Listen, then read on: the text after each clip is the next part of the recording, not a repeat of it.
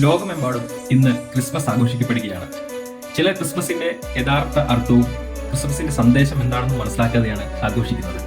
ക്രിസ്തു ജനിച്ചത് ഒരു വിചിത്രമായ ലക്ഷ്യത്തോടു കൂടിയായിരുന്നു, മരിക്കുവാനായി. നമ്മളെല്ലാം ജീവിക്കുവാനായിട്ടാണ് ജനിക്കുന്നത്. എന്നാൽ മരിക്കുവാനായിട്ട് ജനിച്ച ചരിത്രത്തിൽ തന്നെ ഒരേ ഒരു വ്യക്തിയാണ് യേശുക്രിസ്തു. നമ്മുടെ പാപങ്ങൾക്ക് വേണ്ടി മരിക്കുവാനും തന്റെ രക്തത്തിലൂടെ നമ്മുടെ പാപങ്ങളെ കഴുകിക്കളഞ്ഞ് എല്ലാവർക്കും വിമോചനം നൽകുവാനുമായിട്ടാണ് യേശുക്രിസ്തു ജനിച്ചത്. അവന്റെ ജനനം ഒരു യാഗമായിരുന്നു, മരണത്തിനായിട്ട് തിരഞ്ഞെടുക്കപ്പെട്ട ജനനം. A birth destined for a death. അവന്റെ ജനനം ആഘോഷിക്കുന്ന സമയത്ത് തന്നെ അവൻ എന്തിനാണ് മരിച്ചതെന്നും മറക്കരുത്. അവന്റെ മരണം നമ്മുടെ വിജയമാണ്. ബൈബിളിൽ പരാമർശിച്ചിട്ടുള്ള രണ്ടാമത്തെ മരണം എന്ന് വിളിക്കപ്പെടുന്ന നരകത്തിൽ വെച്ച് അനുഭവിക്കേണ്ടുന്ന ദൈവത്തിൽ നിന്നുള്ള നിത്യ വേർപാടിൽ നിന്ന് അവന്റെ മരണം നമുക്ക് വിജയം നൽകി. അവന്റെ മരണം നമുക്ക് രക്ഷയും പ്രത്യാശയും കൊണ്ടുവന്നു. ക്രിസ്മസിന്റെ സന്ദേശം അതിനാൽ ക്രിസ്തുവിന്റെ ജനനത്തിലൂടെ അവന്റെ മരണത്തെ ഓർമ്മിച്ചും ആഘോഷിച്ചും മുന്നോട്ട് പോവുക എന്നുള്ളതാണ്. കാരണം അവന്റെ മരണമാണ് നമുക്ക് പാപത്തിൽ നിന്ന് മോചനം നൽകുന്നത്.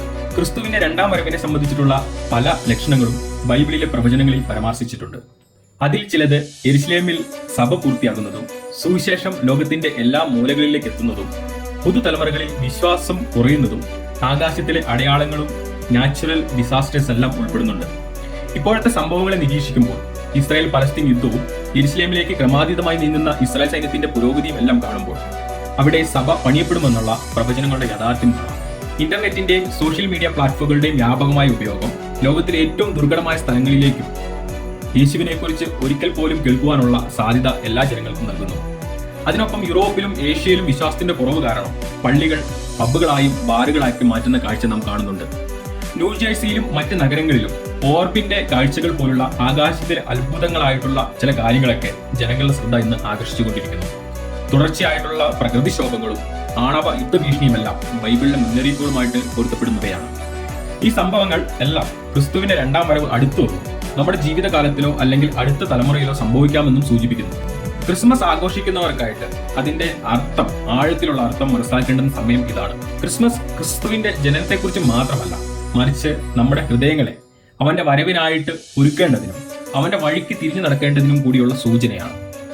പ്രവചനങ്ങൾ അനുദിനം നിറവേറ്റപ്പെടുന്നത് കാണുമ്പോൾ ഒരു കാര്യം ഉറപ്പാണ്, അവസാനം അടുത്തിരിക്കുന്നു.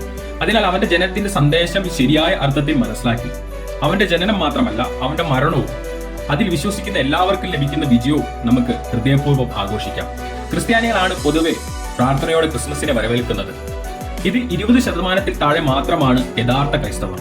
ബാക്കി 80% ക്രിസ്തു മത വിശ്വാസികളാണ്. ഈ ലോകത്തിൽ ക്രിസ്ത്യാനികൾ രണ്ട് തരത്തിലാണ്. ഒന്ന്, ക്രിസ്തുവിനെ അറിയുന്നവരും, രണ്ടാമത് ക്രിസ്തു അറിയുന്നവരും.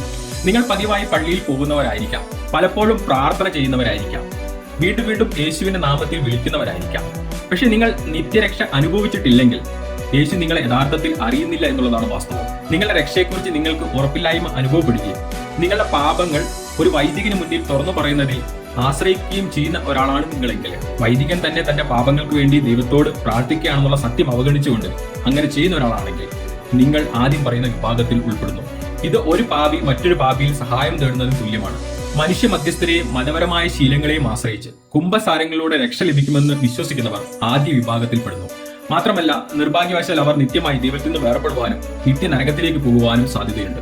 എന്നാൽ രണ്ടാമത്തെ വിഭാഗം സ്വർഗത്തിലെ നിത്യജീവന് അർഹരാകുന്നു. അവർ യേശു മാത്രമാണ് ദൈവത്തിന്റെയും മനുഷ്യന്റെയും ഇടയിലുള്ള ഏക മധ്യസ്ഥനെന്ന് മനസ്സിലാക്കുകയും ബൈബിളിൽ അവൻ തന്നെ ഇത് പറഞ്ഞിരിക്കുന്നുവെന്ന് മനസ്സിലാക്കുകയും ചെയ്യുന്നു. അവർ യേശുവിനോട് നേരിട്ട് പ്രാർത്ഥിക്കുന്നു, മാനവ മധ്യസ്ഥരെ ആശ്രയിക്കാതെ. കാരണം യേശുവിന്റെ രക്തം സാധാരണ മനുഷ്യനേക്കാൾ ശക്തിയുള്ളവയാണ്. എല്ലാ പാപങ്ങളും കഴുകിക്കളയുവാൻ സാധിക്കുന്ന രക്തം. അവന്റെ രക്തത്തിലൂടെ നിത്യരക്ഷ വിശ്വസിക്കുന്ന എല്ലാ ആളുകൾക്കും സൗജന്യമായിട്ട് ലഭിക്കുന്നതുമാണ്. ബൈബിൾ പറയുന്നു, ഇനി ഒരു യാഗവും ശേഷിക്കാതെ വണ്ണം അവൻ എല്ലാവർക്കും വേണ്ടി സദാകാലത്തേക്ക് സൽഗുണപൂർത്തി വരുത്തിയിരിക്കുന്നു. നിങ്ങൾ നിങ്ങളെ തന്നെ ഒരു ക്രിസ്ത്യാനിയാണെന്ന് കരുതുകയും നിങ്ങൾ യേശുവിനെ അറിയുന്നവരാണെന്ന് വിശ്വസിക്കുകയും ചെയ്യുന്നുണ്ടെങ്കിൽ ഒരു കാര്യം സ്വയം ചോദിക്കുക, യേശു നിങ്ങളെ അറിയുന്നുണ്ടോ? യേശു മാത്രമാണ് ഏക മധ്യസ്ഥനെന്ന് ബൈബിൾ പറഞ്ഞിട്ടും വൈദികരിലും മനുഷ്യൻ വിശുദ്ധരായിട്ട് പ്രഖ്യാപിച്ചവരിലുമായ മനുഷ്യ മധ്യസ്ഥരിൽ ആശ്രയിച്ച് അവനെ നേരിട്ട് സമീപിക്കുന്നതിന് പകരം നിങ്ങൾ അവൻ നൽകുന്ന രക്ഷയിൽ പൂർണ്ണമായിട്ട് വിശ്വസിക്കുന്നില്ല എന്നുള്ളതാണ് യാഥാർത്ഥ്യം. സ്വയം വഞ്ചിതരാകാതിരിക്കുക എന്നുള്ളതേ പറയുവാനായിട്ട് സാധിക്കുകയുള്ളൂ. യേശു നിങ്ങളോട് നേരിട്ട് അവന്റെ അടുക്കൽ വരുവാനായിട്ട് ക്ഷണിക്കുന്നു. അവനാണ് മാർഗം, അവനാണ് സത്യം, അവനാണ് ജീവൻ. ഞാൻ മുഖാന്തരമല്ലാതെ ആർക്കും പിതാവിന്റെ അടുക്കൽ എത്തുവാൻ കഴിയുകയില്ല എന്നുള്ളത് യേശു തന്നെ വ്യക്തമാക്കിയിട്ടുള്ള കാര്യമാണ്. മനുഷ്യന്റെ പാപത്തെ എന്നേക്കുമായിട്ട് നീക്കുവാൻ കഴിയാത്ത, ശക്തിയില്ലാത്ത, കൂടെ കൂടെ ഒരു പുരോഹിതന്റെ സഹായം ആവശ്യമായിട്ട് വരുന്ന ഒരു യാഗമല്ല യേശുക്രിസ്തു കഴിച്ചിട്ടുള്ളത്. മനുഷ്യന്റെ പാപത്തെ എന്നേക്കുമായിട്ട് സമ്പൂർണ്ണമായിട്ട് മാറ്റുവാൻ കഴിയുന്ന ശക്തിയുള്ളതായ ആ യാഗത്തിൽ വിശ്വസിച്ചുകൊണ്ട് ക്രിസ്തു അറിയുന്നവരായിട്ട് മാറുക. ക്രിസ്തു ഒരു മതവും സ്ഥാപിച്ചിട്ടില്ല. ക്രിസ്തു മതം സ്ഥാപിച്ചതാകട്ടെ മനുഷ്യനും. ക്രിസ്ത്യാനിറ്റി എന്ന് പറയുന്നത് ഒരു മതമല്ല, അതൊരു മാർഗമാണ്. ജാതി മത വർഗ ഭേദമന്യേ ഏതൊരു മനുഷ്യനും മോക്ഷത്തിലേക്ക് എത്തുവാനുള്ള മോചന മാർഗം. ക്രിസ്മസ് ആഘോഷിക്കപ്പെടുമ്പോൾ ഈ മാർഗമാണ് ആഘോഷിക്കപ്പെടേണ്ടത്. ക്രിസ്തു ജനിച്ചത് ഡിസംബർ മാസത്തിലല്ല എന്നുള്ളത് വാസ്തവമാണെങ്കിലും ലോകം മുഴുവൻ ആഘോഷിക്കപ്പെടുന്ന ഈ ക്രിസ്മസ് പ്രതീകമാക്കേണ്ടത് കേവലം സ്റ്റാറുകളിലും ക്രിസ്മസ് പാപ്പയിലും സമ്മാനങ്ങളിലും മാത്രമല്ല, ലോകത്തിന്റെ പാപത്തിനു വേണ്ടി മരിക്കുവാൻ ജനിച്ച ഒരുവന്റെ ചരിത്രമായിട്ട് കൂടിയാണ്.